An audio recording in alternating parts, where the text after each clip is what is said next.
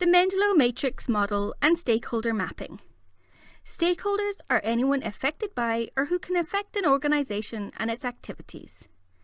Mendelow's matrix looks at the level of stakeholder power in relation to the stakeholder's level of interest.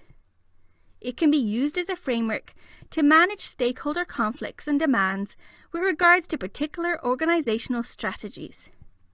In that management can use Mendelow's model to assess the action to be taken following the classification of stakeholders according to their level of power and interest. Power is the amount of influence a stakeholder has over an organization. Just because a stakeholder has power does not mean it will use it. Interest relates to the amount of active interest the stakeholder shows with regards to the performance of an organization. Just because a stakeholder has a high level of interest does not mean they have the power to affect influence over an organization. Key player stakeholders. These are stakeholders that have a high level of power and a high level of interest. They are major drivers of change for an organization and must be kept happy at all times.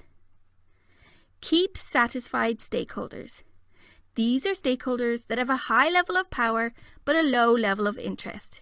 Therefore, these stakeholders should be kept satisfied so as not to move them into the high interest zone, making them a key player stakeholder.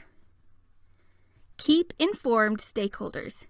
These are stakeholders that have a high level of interest but a low level of power. They are interested in the organization's strategies but lack the power to affect them. And finally, minimum effort stakeholders. These stakeholders have a low level of power and a low level of interest. These stakeholders are more likely to accept what they are told and to follow instructions.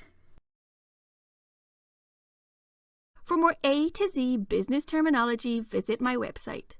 If you found this video helpful, please let me know.